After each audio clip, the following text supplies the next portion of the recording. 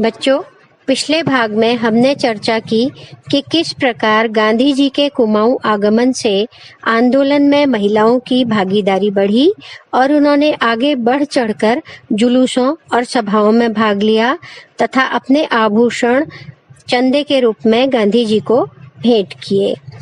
अब हम सविनय अवज्ञा आंदोलन के दौरान उनकी भागीदारी की चर्चा करेंगे। नैनीताल में गोविंद वल्लभ पंत के नेतृत्व में सत्याग्रह आश्रम की स्थापना के दौरान स्वयं सेवकों की भर्ती के साथ ही महिलाओं को भी संगठित किया गया। नमक आंदोलन के दौर में महिलाओं ने लकड़ी के टाल में विदेशी वस्त्रों की होली जलाई। झंडा सत्याग्रह में महिलाओं ने सक्रियता से भाग लिया। अल्मोड़ा में प्रशासन की सख्ती के बावजूद कुंती देवी वर्मा, बिश्नी देवी शाह, मंगली देवी वर्मा, भागीरथी देवी और जीवंती देवी ने झंडा फहराया। देहरादून में फालतू लाइन में 2000 स्त्री पुरुषों ने झंडा फहराया और झंडा गीत गाया। जिले में जगह जगह झंडारोहण हुआ। 1931 में बागेश्वर में बसंती देवी और मालती देवी के प्रयासों से हुई सभा में लगभग 500 महिलाएं उपस्थित थीं। इसमें तय हुआ कि कूर्माचली महिलाओं की एक सभा बनाई जाए तथा उनमें जागृति लाई जाए। 1932 में कुमाऊं सुधार सम्मेलन में अनेक नेताओं, समाज सुधारकों तथा महिलाओं ने छुआछूत की समस्या पर प्रकाश डालते हुए प्रचलित वर्ण व्यवस्था पर भी कुठाराघात किया। सविनय अवज्ञा आंदोलन के अंतर्गत गांधी जी द्वारा 12 मार्च से 6 अप्रैल 1930 को अपने 78 अनुयायियों के साथ दांडी यात्रा की गई और नमक बनाकर नमक कानून को भंग करने के साथ ही नमक सत्याग्रह का कार्यक्रम प्रारंभ हुआ और आप इससे भली भांति परिचित हैं। उत्तराखंड में नमक बनाना काफी कठिन था। बहुत मेहनत करने पर नमक की जगह फिटकरी और मिट्टी ही हाथ लगती थी। अतः यहाँ यह आंदोलन मुख्य रूप से विदेशी वस्त्रों के बहिष्कार, सरकारी कार्यालयों और विद्यालयों का बहिष्कार, शराबबंदी, राष्ट्रीय झंडे को सरकारी भवनों में फहराने, जुलूस निकालने तथा गांवों में वनों के आंदोलन के रूप में प्रकट हुआ। सविनय अवज्ञा आंदोलन के दौरान महिलाओं ने खादी पहनना, चरखा चलाना, विदेशी माल का बहिष्कार आदि को कार्यक्रम के रूप में स्वीकार किया। 26 जनवरी 1930 को स्वराज्य दिवस के दौरान अल्मोड़ा और देहरादून में महिलाओं ने तिरंगा फहराने के कार्यक्रम में बड़ी संख्या में भाग लिया। 21 मार्च को अल्मोड़ा में कूर्माचल महिला समाज सुधार सम्मेलन हुआ।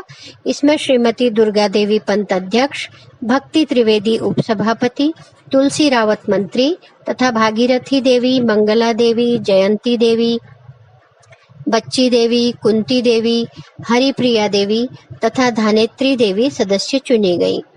सम्मेलन में हर सोमवार को महिलाओं की एक सभा साप्ताहिक महिला सत्संग के रूप में करने का निर्णय लिया गया। मार्च से मई 1930 के बीच स्वयं सेवकों ने नमक बनाने, झंडा फहराने तथा खादी के प्रचार का कार्य किया। देहरादून में 30 अप्रैल 1930 को अपनी बेटी उमा के साथ शर्मदा देवी, 2 बच्चों के साथ श्यामा देवी तथा विष्णु देवी, सरस्वती देवी और राम दुलारी को गिरफ्तार किया गया। इस दौर में नैनीताल में महिलाओं को जागृत करने में विमला देवी, जानकी देवी शाह, शकुंतला देवी, भागीरथी देवी, पद्मा देवी जोशी तथा सावित्री देवी बहुत सक्रिय थी। 30 अप्रैल 1930 को नैनीताल में महिलाओं की एक महत्वपूर्ण सभा हुई, जिसमें खादी पहनने तथा सविनय अवज्ञा में सक्रिय सहयोग देने का निर्णय लिया गया। मई में नैनीताल के झंडा सत्याग्रह में कुंती वर्मा, जमनी देवी शाह, शकुंतला देवी, पद्मा देवी, सावित्री देवी, भागुली देवी ने सक्रिय भाग लिया और विमला देवी ने स्नोव्यू के पास स्थित अपने वीमर नामक भवन में तिरंगा फहराया। अल्मोड़ा में कुंती देवी वर्मा, दुर्गा देवी पंत, भक्ति देवी त्रिवेदी, तुलसी रावत, बच्ची देवी पांडे आदि के नेतृत्व में 100 से अधिक महिलाओं का संगठन बना।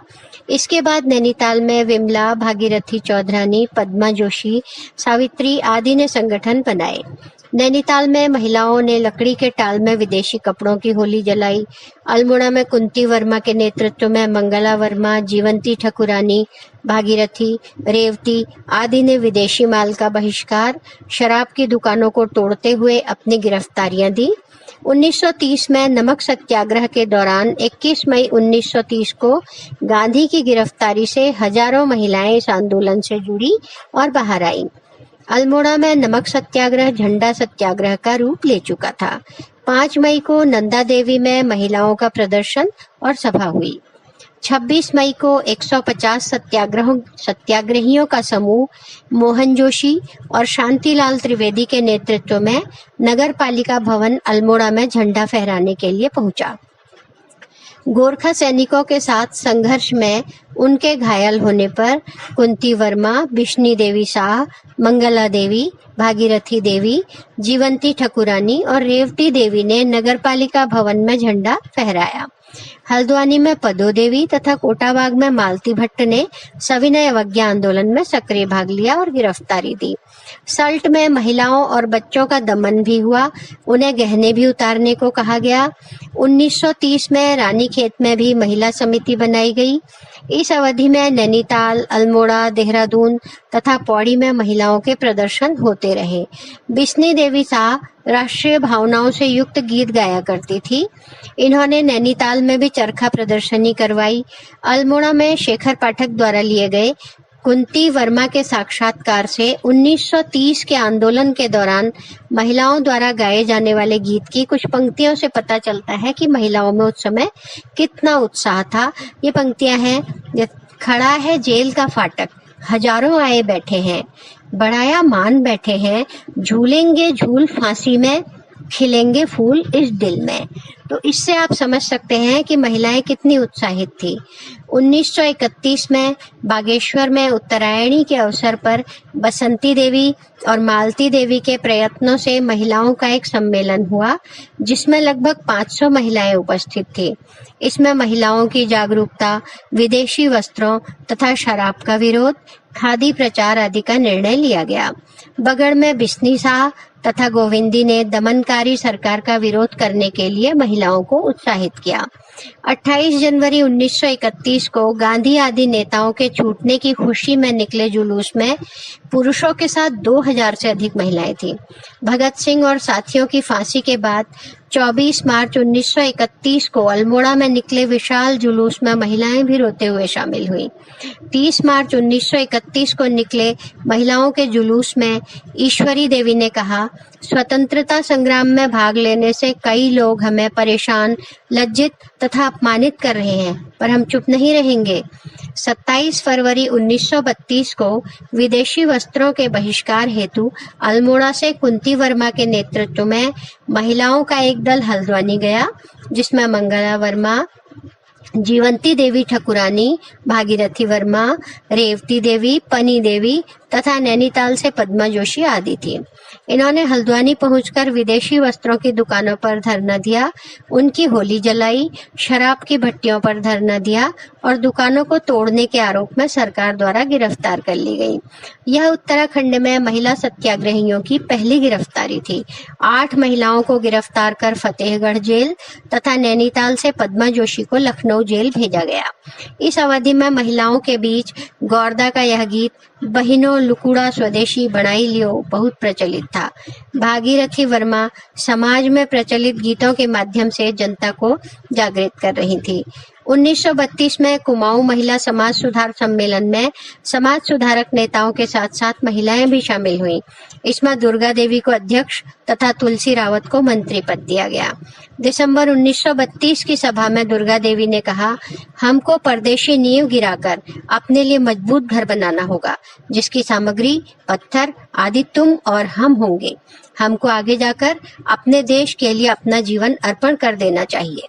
तुलसी रावत उस समय की अधिक पढ़ी लिखी महिला थी। उन्होंने अपनी कविता के द्वारा महिलाओं को जागृत किया, जिसका जिक्र उत्तरा पत्रिका में प्रकाशित अपने लेख में सावित्री कैड़ा ने किया है। इसकी पंक्तियां हैं, ए बहिन जाग उठो, वीर तत्वों को अपनाओ, राष्ट्र की पुकार पर बलिदान हो जाओ, वीर जननी हो तुम, तनिक न घबराओ, राष्ट्र की पुकार पर बलिदान हो जाओ।